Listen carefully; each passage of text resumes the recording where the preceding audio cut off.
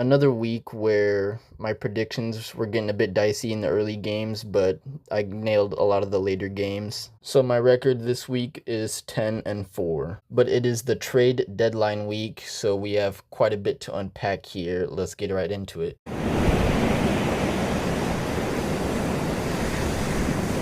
Week 10 gets off to a pretty lukewarm start as the Raiders go to Denver to take on the Broncos for Thursday Night Football. The Broncos barely beat the Texans in what was a pretty pathetic game by both teams. Bo Nix had less than half the completions as he did passing attempts. It was that bad. Meanwhile, the Raiders took on the Jaguars in what was a pretty tough game that went deep into overtime. Jags scored the first touchdown, Raiders moved down the field and scored their touchdown, and they don't want to tie the game. They want to go for the kill.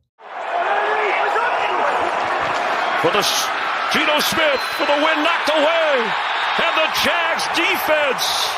And the Raiders lose as usual. Just a sad, wet fart of an ending to a great game. But hey, at least that's more respectable than what the Packers did. They went for the tie, and they were cool with that instead of trying to go for the win. So I at least respect that from the Raiders. Now, whereas the Raiders played much better than the Broncos this week, the Broncos are still on a hot streak right now, and it's being played at Denver, so this is a pretty hostile game for Las Vegas, if you ask me. And also, a lot of the most recent Thursday night games have not been going in my favor, so the Raiders might continue that little streak there. But I'm gonna settle with the Broncos. I'm gonna stick with them. They're the better team, all that. Really just want to get a Thursday night game correct for once. Next, you got the Atlanta Falcons taking on the Colts in Germany, I think. The Colts, in my opinion, just made the biggest trade of the week, getting Sauce Gardner from the New York Jets. One of the best cornerbacks in the league right now, in my opinion. I'd say he's definitely top 5. That would be a great duo between him and Charvarius Ward when Ward comes back. 2 deadly DBs on that defense. The Colts just look absolutely impressive right now. And even though they did lose to the Steelers last week, if you're Indianapolis, you still got to feel like winners right now. They'll be taking on the Falcons, who just lost to the Patriots because of a missed extra point. So another wet fart of an ending by a team that you could expect that of. I'm not going to lie, I'm going to pick the Colts to win this game.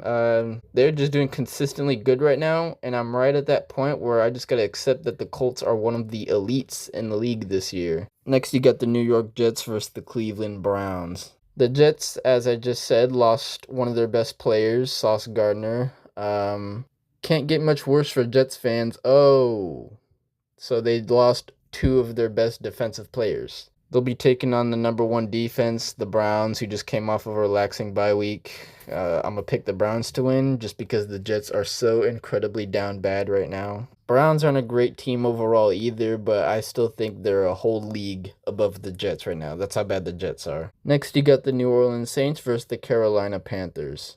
The Saints are so unbelievably lost in irrelevancy this year that I didn't even know that they have another quarterback playing for them. I already forgot the dude's name. But they got their ass whooped by the Rams, and they'll be taking on the Panthers, who somehow managed to beat the Packers on the road. But despite the victory was anything but clean. The whole game was just disgusting. This clip right here should sum up the whole 60 minutes. 13th play of this series. Love on the move. Nothing downfield. Making the moves to the near side. Jordan Love, eyes up, arms waving, lofts it up there. Oh, that's picked nearly by Mike Jackson. But at the end of the day, the Panthers, they beat a Packers team that was at the top of the NFC. And they'll be taking on a flat-ass Saints team at home, which they've seemed to be doing pretty good at if you ignore the last time they were in Carolina. I'm going to give it to the Panthers. I really can't bet on the Saints to beat anyone right now. Next, you got the Brady Bowl. The Patriots taking on the Buccaneers. The Buccaneers just came off of a bye week, and it doesn't look like they made any big trades here at the trade deadline. But the Patriots did, extending Marcus Jones, their cornerback and kick returner, who's been pretty fucking solid. And with their close shave of a win over Atlanta, that keeps the winning streak alive. They're at 6 now. But that streak is in jeopardy as they take on a Buccaneers team that's been pretty tough looking. Tampa Bay does still have a few injuries, so that might hinder them this game. A lot of people will be picking the Buccaneers to win this game, but I just can't help myself. I'm picking the Patriots. I got them beating Tampa Bay in Tampa Bay. The Patriots losing wouldn't be the worst thing in the world for them, but a win here would really, prove that they should be taken seriously. Because up to this point, they really haven't beaten any good teams. They beat the Bills, but that's about it. So beating a second playoff contending team here would definitely turn a few heads and put some respect on the Patriots' name this year. Next, you got the Purple Bowl, the Ravens versus the Vikings. So after beating the Bears' ass 2 weeks ago, the Ravens turn around that same week, really, and then get their ass whooped by a worse Dolphins? I don't get it, Ravens. They'll be going to Minnesota to take on the Vikings, who somehow managed to defeat the Detroit Lions in Detroit. Definitely a good look for the Vikings. So I'm sure most people will be picking the Vikings to win this game, right? Not me. I'm actually going to pick the Ravens. The reason I'm picking the Ravens is because I'm looking at their depth chart, and they are damn near 100% healthy again. That means Lamar Jackson is back. And hopefully Derrick Henry can get back to his usual dominant self. This will hopefully be a turning point for the Ravens. If they look like how they did last week, I shall not put any more faith in them for the rest of the year. But I do think the Ravens will at least look normal again on the offense anyways. The defense still looks abysmal, but yeah, I got Lamar saving this team, I guess. Next, you got the Buffalo Bills taking on the Dolphins in Miami. Once again, thanks to Josh Allen and James Cook, the Bills were able to pull out another win, this time over the Kansas City Chiefs. Josh Allen only threw 3 incompletions that game. He was 23 of 26. They'll be taking on a Dolphins team who dominated a very inconsistent Ravens team.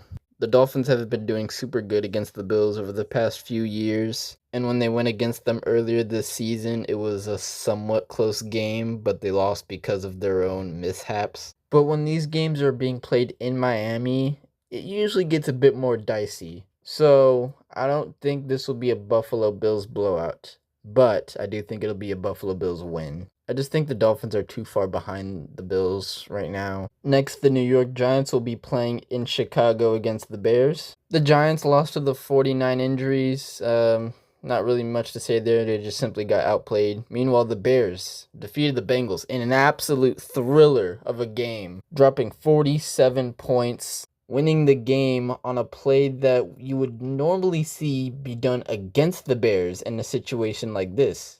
But they have a tendency of just waking up on game day sometimes and not having the will to win. Whereas the Giants are the opposite. They suck and just wake up randomly and decide, hey, let's win. Let's play like a fucking playoff team. But I'm really not trying to pick the Giants right now. I'm gonna stick with the Bears.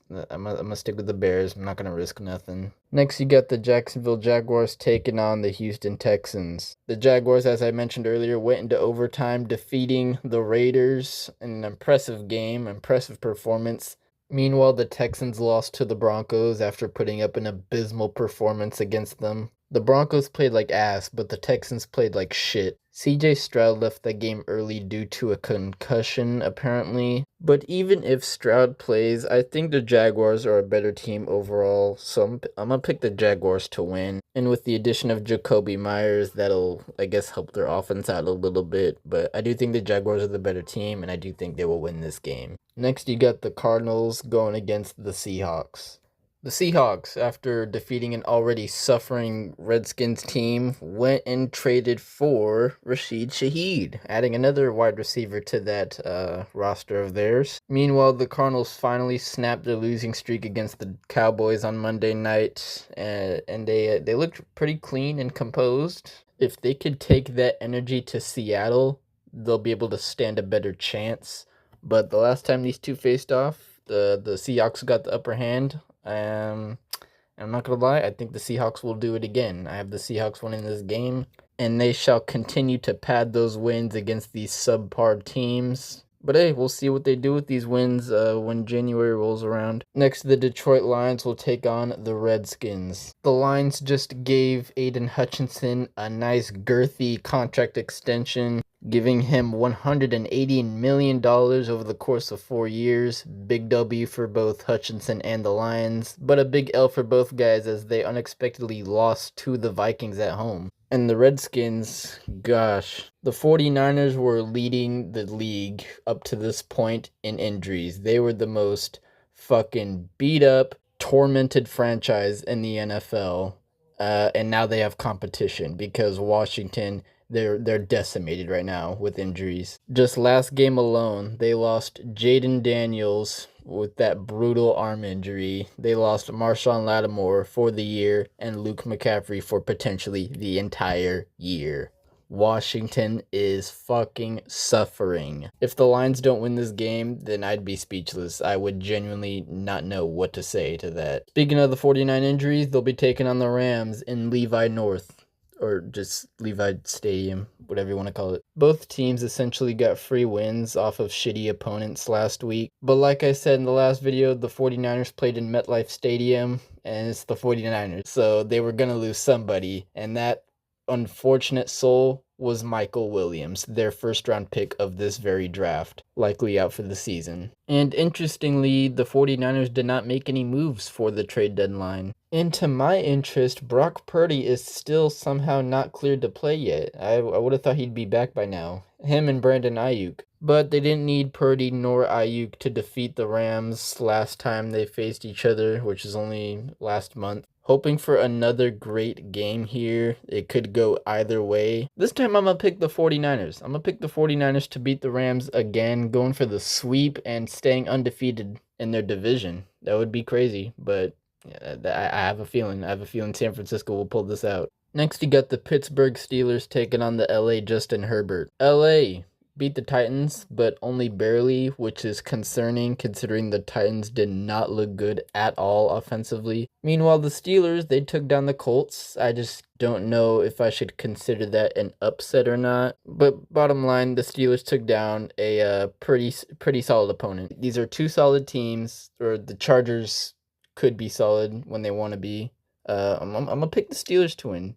The Chargers are just looking a little too rocky for me. And a beautiful finish to Week 10 as the Philadelphia Eagles take on the Green Bay Packers for Monday Night Football. The Eagles came off a bye week and just this week signed a few defensive players to that already pretty solid defense, most notably Jalen Phillips. And they didn't really spend much to get these guys, so great week for Philadelphia. It, however, was not a great week for Packers fans, I'll tell you that much. We'll start with what they decided to wear for last week's game. I don't like it either. And then in the middle of that game, they lost Tucker Kraft to an injury. But not just any injury, it was a ACL tear. So he's likely out for the season. And he was having a great season. It was looking like it was going to be his best season so far. And he's gone halfway through. But it gets worse. The Packers would go on to lose to the Carolina Panthers of all teams. Yeah, horrible week for Green Bay. This could be a good game, but I don't know. Packers, that was a rough week for you. No Tucker Kraft. You know what I mean? I'm gonna have to understandably pick Philadelphia to win this game. I just wish both teams were at full power because this really could have been a blessing of a 3-hour game here. And that's all for the games this week, but I want to touch on something else that I just can't wait another week to touch on. The Cowboys are on a bye week this week, but they made a few key moves for the trade deadline this week. Jerry Jones promised he had something special for us, so let's see what he's got. That's it? I mean he's solid. Logan Wilson is pretty good, but that's it? Oh, we got one more? Let's see. Quinnen Williams. Okay. I guess I'm just confused because you got... These are two great players, don't get me wrong. Logan Wilson's solid. Quinnen Williams, he did great things for the Jets. But it's just...